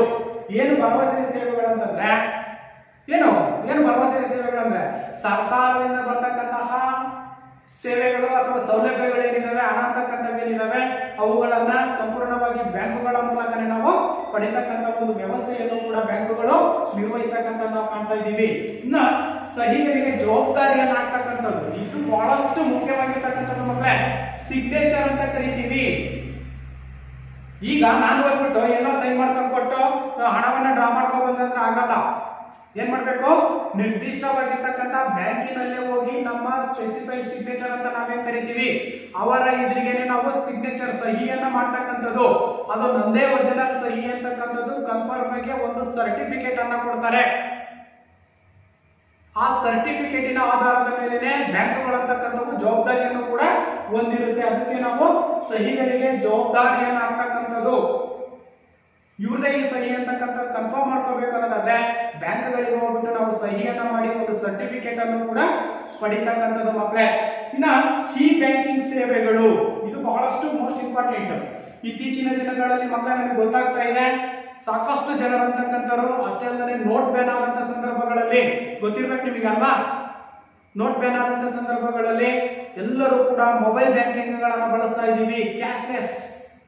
ಕ್ಯಾಶ್ಲೆಸ್ ಅಂತ ಕೂಡ ಕರಿತೀವಿ. ಬ್ಯಾಂಕ್ ಟು ಬ್ಯಾಂಕ್ ಮೊಬೈಲ್ಗಳ ಮೂಲಕನೇ ಟ್ರಾನ್ಸ್ಫರ್ ಮಾಡ್ತಕ್ಕಂಥ ಮನಿ ಟ್ರಾನ್ಸ್ಫರ್ ಅಂತ ನಾವು ಕರಿತೀವಿ. ಹಣದ ವರ್ಗಾವಣೆಯನ್ನ ಮಾಡ್ತಕ್ಕಂಥದ್ದನ್ನು ಕೂಡ ನಾವು ಕರಿತೀವಿ ಅಲ್ವಾ. ಇವ್ರ ಅಕೌಂಟಿಂದ ಅವ್ರ ಅಕೌಂಟಿಗೆ, ಅವ್ರ ಅಕೌಂಟಿಂದ ಇವ್ರ ಅಕೌಂಟಿಗೆ ಯಾರಿಗೆ ಅವಶ್ಯಕತೆ ಇದೆ ಅವರಿಗೆ ಇಲ್ಲಿ PhonePe, Google Pay, mobile ಬ್ಯಾಂಕಿಂಗ್ಗಳು ಇನ್ನೂ ಇತರೆ ಹಲವಾರು ಈ ರೀತಿಯಾಗಿರ್ತಕ್ಕಂಥ ಈ ಬ್ಯಾಂಕಿಂಗ್ ವ್ಯವಸ್ಥೆಯನ್ನ ನಾವು ಇವತ್ತು ಕಾಣ್ತಾ ಇದ್ದೀವಿ ಮಕ್ಕಳೇ. ತಂತ್ರಜ್ಞಾನ ಅಲ್ವಾ, ಟೆಕ್ನಾಲಜಿಯನ್ನ ಬಳಕೆ ಮಾಡಿಕೊಂಡು ಈ ರೀತಿಯಾಗಿರ್ತಕ್ಕಂಥ ಒಂದು ಹಣದ ವಹಿವಾಟನ್ನ ನಾವು ಇವತ್ತು ನಿರ್ವಹಿಸ್ತಕ್ಕಂಥದ್ದನ್ನು ಕೂಡ ನಾವು ಗಮನಿಸಬಹುದಾಗಿದೆ ಮಕ್ಕಳೇ. ಅರ್ಥ ಆಯ್ತಲ್ವಾ. ಇಷ್ಟು ಪ್ರಮುಖವಾಗಿರ್ತಕ್ಕಂಥ ಬ್ಯಾಂಕ್ ಸಲ್ಲಿಸುವ ಸೇವೆಗಳಾಗಿರ್ತಕ್ಕಂಥದ್ದು. Any doubts? ಅರ್ಥ ಆಯ್ತಾ ಮಕ್ಕಳೇ. ಹಾಗಾದ್ರೆ ನಂತರ ಭಾರತೀಯ ಅಂಚೆ ಕಚೇರಿ ಅಥವಾ ಅಂಚೆ ಬ್ಯಾಂಕ್ ಅಂತಲೂ ಕೂಡ ಕರಿತೀವಿ ಮಕ್ಕಳೇ. ಭಾರತೀಯ ಅಂಚೆ ಕಚೇರಿ ಅಥವಾ ಅಂಚೆ ಬ್ಯಾಂಕ್ ಸರ್ವೇ ಸಾಮಾನ್ಯವಾಗಿ ಇವತ್ತು ಎಲ್ಲ ಗ್ರಾಮೀಣ ಪ್ರದೇಶಗಳಲ್ಲೂ ಕೂಡ ಅಂಚೆ ಕಚೇರಿಗಳನ್ನ ನಾವು ಕಾಣ್ತಾ ಇದ್ದೀವಿ. ಹೌದು ಸರ್, ಅಂಚೆ ಕಚೇರಿಗಳನ್ನ ಕಾಣ್ತಾ ಇದೀವಿ, ಹಾಗಾದ್ರೆ ಅದನ್ನ ಬ್ಯಾಂಕ್ ಅಂತ ಯಾಕೆ ಕರೀತಾ ಇದ್ದೀರಾ? ಬ್ಯಾಂಕುಗಳು ನಿರ್ವಹಿಸತಕ್ಕಂತಹ ಎಲ್ಲಾ ಕಾರ್ಯಗಳನ್ನ ಇವತ್ತು ಅಂಚೆ ಕಚೇರಿಗಳು ಕೂಡ ನಿರ್ವಹಿಸ್ತಾ ಇದ್ದಾವೆ ಮಕ್ಕಳೇ. ಬರೀ ಪೋಸ್ಟ್ ಅಂತ ಅಲ್ಲ, ಪತ್ರಗಳ ವ್ಯವಹಾರ ಅಷ್ಟೇ ಅಲ್ಲ, ಹಣಕಾಸಿನ ವ್ಯವಹಾರಗಳನ್ನು ಕೂಡ ಇವತ್ತು ಅಂಚೆ ಕಚೇರಿಗಳು ನಿರ್ವಹಿಸ್ತಾ ಇದ್ದಾವೆ ಮಕ್ಕಳೇ. ಹಾಗಾಗಿ ಅಂಚೆ ಕಚೇರಿಯನ್ನ ಒಂದು ಬ್ಯಾಂಕ್ ಅಂತಲೂ ಕೂಡ ನಾವು ಕರೀತಾ ಇದ್ದೀವಿ. ಇವತ್ತು ಕೇಂದ್ರ ಸರ್ಕಾರ ಅಂತಕ್ಕಂಥದ್ದು ಕೇಂದ್ರದಲ್ಲಿ ಸಾಕಷ್ಟು ಈ ಒಂದು ಅಂಚೆ ಕಚೇರಿಯ ಬ್ಯಾಂಕುಗಳನ್ನು ನಾವು ಕಾಣ್ತಾ ಇದ್ದೀವಿ. ಅವರು ಕೂಡ ಡೆಬಿಟ್ ಕಾರ್ಡ್ ಅನ್ನ ಕೊಡ್ತಕ್ಕಂಥ ಒಂದು ವ್ಯವಸ್ಥೆ ಅಂದ್ರೆ ATM ಕಾರ್ಡ್ಗಳನ್ನು ಕೂಡ ನೀಡ್ತಾ ಇದ್ದಾರೆ. ಅಲ್ಲೂ ಕೂಡ ಹಣದ ಒಂದು ಚಟುವಟಿಕೆ ಅಂತಕ್ಕಂಥದ್ದು ನಡೀತಾ ಇದೆ ನಿರಂತರವಾಗಿ ಮಕ್ಕಳೇ. ಹಾಗಾಗಿ ಅಂಚೆ ಕಚೇರಿಯನ್ನು ಕೂಡ ಒಂದು ಬ್ಯಾಂಕ್ ಆಗಿ ನಾವು ಕಾಣ್ತಕ್ಕಂಥದ್ದು. ಹಾಗಾದ್ರೆ ಏನೆಲ್ಲ ಕಾರ್ಯಗಳನ್ನ ಅಂಶಗಳನ್ನ ಇದು ಹೊಂದಿರುತ್ತೆ? ಯಾವುದು? ಅಂಚೆ ಕಚೇರಿ ರಾಷ್ಟ್ರೀಯ ಉಳಿತಾಯ ಪತ್ರಗಳನ್ನ ನೀಡ್ತಕ್ಕಂಥದ್ದು. ರಾಷ್ಟ್ರೀಯ ಉಳಿತಾಯ ಪತ್ರಗಳು ಅಂತಕ್ಕಂಥವೇನಿದಾವೆ ಅಂದ್ರೆ ಉಳಿತಾಯ ಮಾಡಿರ್ತಕ್ಕಂಥ ಹಣ ಅಂತಕ್ಕಂಥದ್ದೇನಿದೆ ಆ ಹಣಕ್ಕೆ ಆ ಪೋಸ್ಟ್ ಆಫೀಸ್ ಅಂಚೆ ಕಚೇರಿ ಅಂತಕ್ಕಂಥದ್ದು ಬಡ್ಡಿಯನ್ನ ಹಾಕಿ ಕೊಡ್ತಕ್ಕಂಥದ್ದು ಅಥವಾ ಹಿಂದಿರುಗಿಸ್ತಕ್ಕಂಥದ್ದೇನಿದೆ ಅದನ್ನೇ ನಾವೇನಂತ ಕರಿತೀವಿ? ರಾಷ್ಟ್ರೀಯ ಉಳಿತಾಯ ಪತ್ರಗಳು ಅಂತ ಕರಿತೀವಿ. ಓಕೆನಾ? ಹಾಗೇನೆ ಎರಡನೇದಾಗಿರ್ತಕ್ಕಂಥದ್ದು ಅಂಚೆ ಉಳಿತಾಯ ಖಾತೆಗಳು. ನಾವು ಬ್ಯಾಂಕುಗಳಲ್ಲೂ ಕೂಡ ಸೇವಿಂಗ್ಸ್ ಅಕೌಂಟ್ ಅಂತ ಕರಿತೀವಿ, ಉಳಿತಾಯ ಖಾತೆಗಳು. ಅದೇ ರೀತಿಯಾಗಿ ಇಲ್ಲೂ ಕೂಡ ಅಂಚೆ ಉಳಿತಾಯ ಖಾತೆಗಳನ್ನು ನಾವು ಕಾಣ್ತಾ ಇದೀವಿ ಮಕ್ಕಳೇ. ಓಕೆ. ಹಾಗೇನೆ ಮೂರನೇದಾಗಿರ್ತಕ್ಕಂಥದ್ದು ಕಿಸಾನ್ ವಿಕಾಸ ಪತ್ರಗಳು ಅಂದ್ರೆ ಕೃಷಿಗೆ ಸಂಬಂಧಪಟ್ಟಿರ್ತಕ್ಕಂತಹ ಕಿಸಾನ್ ವಿಕಾಸ ಪತ್ರಗಳನ್ನು ಕೂಡ ನಾವು ಅಲ್ಲಿ ಕಾಣ್ತಾ ಇದೀವಿ. ಇನ್ನ ಮಾಯಯಾನ ಕಿರುಠೇವಣಿಗಳು, ಆರ್ಡಿಗಳು ಅಂತ ಕರಿತೀವಿ. ತಿಂಗಳಿಗೆ ಒಂದ್ಸರಿ ಕಟ್ತೀವಿ ನೋಡಿ ನಾವು, 3 ವರ್ಷ 5 ವರ್ಷಕ್ಕೆ ಈ ರೀತಿಯಾಗಿ ಕಟ್ತಕ್ಕಂಥದ್ದೇನಿದೆ ಅದನ್ನೇ ನಾವು ಮಾಯಯಾನ. ಮಾಯಯಾನ ಮೀನ್ಸ್ ತಿಂಗಳಿಗೆ ಕಟ್ತಕ್ಕಂಥದ್ದು. ಆರ್ಡಿ ಅಂತ ನಾವೇನ್ ಕರಿತೀವಿ, ಆ ಅವಧಿಯವರೆಗೆ ನಾವು ಪ್ರತಿ ತಿಂಗಳು ಕೂಡ ಹಣವನ್ನ ಕಟ್ತಾ ಹೋಗ್ತೀವಿ. ಹಾಗೇನೆ ಅಂಚೆ ವಿಮೆ ನೋಡಿ, ಬ್ಯಾಂಕುಗಳು ಕೂಡ ವಿಮೆಗಳನ್ನ ಹೊಂದಿರ್ತಕ್ಕಂಥ ನಾವು ಕಾಣ್ತಾ ಇದ್ದೀವಿ, ಇನ್ಸೂರೆನ್ಸ್ ಅನ್ನ. ಅದೇ ರೀತಿಯಾಗಿ ಅಂಚೆಗಳು ಕೂಡ ಇನ್ಸೂರೆನ್ಸ್ ಅನ್ನ ನೀಡ್ತಾ ಇದ್ದಾವೆ. ಅದಕ್ಕೆ ಪ್ರಮುಖವಾಗಿರ್ತಕ್ಕಂಥ ಉದಾಹರಣೆಯನ್ನ ನಾವು ನೋಡೋದಾದ್ರೆ PLI ಅಂತ ಕರಿತೀವಿ. PLI ಇನ್ಸೂರೆನ್ಸ್ ಅಂದ್ರೆ ಪೋಸ್ಟಲ್ ಲೈಫ್ ಇನ್ಸೂರೆನ್ಸ್ ಅಂತ ಕರಿತೀವಿ. ಅದರ ಜೊತೆಯಲ್ಲಿ RPLI ಅಂತಲೂ ಇದೆ. RPLI ಮತ್ತು PLI ಪೋಸ್ಟಲ್ ಲೈಫ್ ಇನ್ಸೂರೆನ್ಸ್ ಈ ಒಂದು ಅಂಚೆ ಕಚೇರಿಗಳಲ್ಲೂ ಕೂಡ ಜೀವ ವಿಮೆಯನ್ನ ಮಾಡ್ತಕ್ಕಂಥದ್ದನ್ನು ನಾವು ಕಾಣ್ತಾ ಇದ್ದೀವಿ. ಹಾಗೇನೆ ನಿವೃತ್ತಿಯ ಒಂದು ವೇತನ ಅಂತಕ್ಕಂಥದ್ದು, ಪಿಂಚಣಿ ಅಂತ ನಾವೇನ್ ಕರಿತೀವಿ, ನಿವೃತ್ತಿಯನ್ನ ಹೊಂದಿರ್ತಕ್ಕಂಥವ್ರು ಅಂದ್ರೆ 60 ವರ್ಷಗಳ ಸೇವೆಯನ್ನ ಸಲ್ಲಿಸಿರ್ತಕ್ಕಂಥವ್ರು ಏನಿದೆ ಅವರು ಅರ್ಧ ಸಂಬಳ ಬರುತ್ತಲ್ವಾ, ಆ ಒಂದು ಅರ್ಧ ಸಂಬಳವನ್ನ ನಾವು ಅಂಚೆ ಕಚೇರಿಯಲ್ಲಿ ನಿವೃತ್ತಿ ವೇತನದ ಮೂಲಕನೇ ಅಥವಾ ಅಂಚೆ ಕಚೇರಿಯಲ್ಲಿ ನಾವು ಪಡಿತಕ್ಕಂಥದನ್ನ ಕೂಡ ಗಮನಿಸ್ತಾ ಇದ್ದೀವಿ. ಇನ್ನ ಕೊನೆಯದಾಗಿರ್ತಕ್ಕಂಥದ್ದು ಹಣವನ್ನ ವರ್ಗಾಯಿಸ್ತಕ್ಕಂಥದ್ದು. ಇವತ್ತೇನು ಬಿಡಿ ಟೆಕ್ನಾಲಜಿ ಇದೆ ಅಲ್ವಾ, ಆ ಟೆಕ್ನಾಲಜಿಯನ್ನ ನಾವು ಬಳಕೆಯನ್ನ ಮಾಡಿಕೊಂಡು ಹಣಗಳನ್ನ ವಿತಿನ್ ಸೆಕೆಂಡ್ ಅಲ್ಲಿ ಟ್ರಾನ್ಸ್ಫರ್ ಮಾಡ್ತಕ್ಕಂಥ ನಾವು ಕಾಣ್ತಾ ಇದೀವಿ. ಅವಾಗ ಏನ್ ಮಾಡ್ತಾ ಇದ್ವಿ? ಮನಿ ಆರ್ಡರ್ ಅಂತ ಕರೀತಾ ಇದ್ವಿ. MO means money order. ನಾವು ಇಲ್ಲಿಂದ ಬರೆದು ಪೋಸ್ಟಿಂಗ್ ಕಳಿಸಿದ್ರೆ ಅಲ್ಲಿ ಆ ಊರಿಗೆ ಹೋಗಿ ತಲುಪತಕ್ಕಂತ ಒಂದು ವ್ಯವಸ್ಥೆ ಅಂತಕ್ಕಂಥದ್ದು ಅಂಚೆ ಕಚೇರಿಗಳಲ್ಲೂ ಕೂಡ ನಾವು ಕಾಣ್ತಾ ಇದ್ವಿ. ಅದನ್ನೇ ನಾವು ಹಣವನ್ನ ವರ್ಗಾಯಿಸುವುದು ಅಥವಾ ಮನಿ ಆರ್ಡರ್, ಈ ರೀತಿಯಾಗಿ ಭಾರತೀಯ ಅಂಚೆ ಕಚೇರಿ ಅಥವಾ ಬ್ಯಾಂಕುಗಳು ಕೂಡ ತನ್ನದೇ ಆಗಿರ್ತಕ್ಕಂಥ ಒಂದು ಕಾರ್ಯಗಳನ್ನ ಬ್ಯಾಂಕುಗಳ ರೂಪದಲ್ಲಿನೇ ಹೊಂದಿರತಕ್ಕಂಥದ್ದನ್ನು ಕೂಡ ನಾವಿಲ್ಲಿ ಗಮನಿಸಬಹುದಾಗಿದೆ ಮಕ್ಕಳೇ. ಅರ್ಥ ಆಯ್ತಲ್ವಾ? ಇಷ್ಟು ಪ್ರಮುಖವಾಗಿರ್ತಕ್ಕಂತಹ ಈ ಒಂದು ಅವಧಿಯಲ್ಲಿ ನಾವು ಅಧ್ಯಯನ ಮಾಡಿರ್ತಕ್ಕಂತಹ ಅಂಶಗಳು ಬ್ಯಾಂಕಿನ ಅರ್ಥ, ಹಾಗೇನೆ ಬ್ಯಾಂಕುಗಳ ಗುಣಲಕ್ಷಣಗಳು, ಅದರ ಜೊತೆಯಲ್ಲಿ ಬ್ಯಾಂಕಿನ ಕಾರ್ಯಗಳು ಅಂತಕ್ಕಂಥವು, ಹಾಗೇನೆ ಬ್ಯಾಂಕುಗಳು ಸಲ್ಲಿಸತಕ್ಕಂತಹ ಸೇವೆಗಳು, ಹಾಗೇನೆ ಭಾರತೀಯ ಅಂಚೆ ಕಚೇರಿನೂ ಕೂಡ ಒಂದು ಬ್ಯಾಂಕಿಂಗ್ ವ್ಯವಸ್ಥೆಯನ್ನ ಹೊಂದಿರತಕ್ಕಂಥದ್ದು. ಇಷ್ಟು ಪ್ರಮುಖವಾಗಿರ್ತಕ್ಕಂತಹ ಒಂದು ಬ್ಯಾಂಕ್ ವ್ಯವಹಾರಗಳಲ್ಲಿ ನಾವು ಗಮನಿಸಿದೀವಿ ಮಕ್ಕಳೇ. ಅರ್ಥ ಆಯ್ತಲ್ವಾ? Any doubts? ಏನಾದ್ರೂ ಡೌಟ್ಸ್ ಇದೆಯಾ? ಓಕೆ, ಹಾಗಾದ್ರೆ ಗೃಹ ಪಾಠಕ್ಕೆ ಸಂಬಂಧಪಟ್ಟಂತೆ ಕೆಲವೊಂದು ಪ್ರಶ್ನೆಗಳನ್ನ ನೀವು ಬರ್ಕೊಳ್ಳಿ ಮಕ್ಕಳೇ. ಮೊದಲನೇ ಪ್ರಶ್ನೆ, ಬ್ಯಾಂಕ್ ಎಂದರೇನು? ಬ್ಯಾಂಕ್ ಎಂದರೇನು? ಎರಡನೆಯ ಪ್ರಶ್ನೆ, ಬ್ಯಾಂಕ್ ಎಂಬ ಪದ ಯಾವ ಭಾಷೆಯಿಂದ ಬಂದಿದೆ? ಬ್ಯಾಂಕ್ ಎಂಬ ಪದ ಯಾವ ಭಾಷೆಯಿಂದ ಬಂದಿದೆ?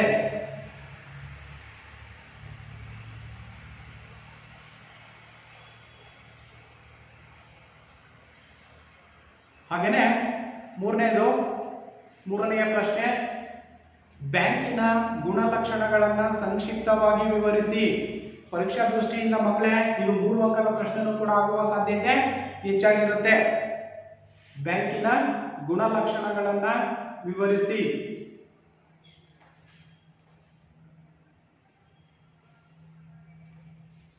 ಓಕೆ, ನೆಕ್ಸ್ಟ್, ಬ್ಯಾಂಕಿನ ಕಾರ್ಯಗಳನ್ನು ತಿಳಿಸಿ. ಬ್ಯಾಂಕಿನ ಕಾರ್ಯಗಳನ್ನು ತಿಳಿಸಿ.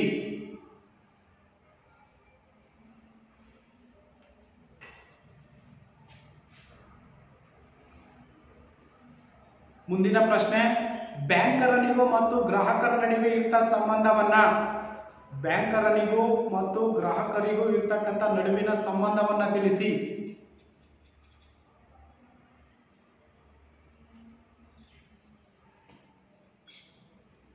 ಮುಂದಿನ ಪ್ರಶ್ನೆ, ಬ್ಯಾಂಕುಗಳು ಸಲ್ಲಿಸುವ ಸೇವೆಗಳನ್ನು ತಿಳಿಸಿ.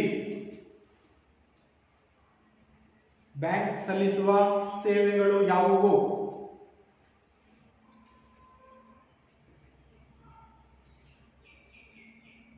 ಮುಂದಿನ ಪ್ರಶ್ನೆ,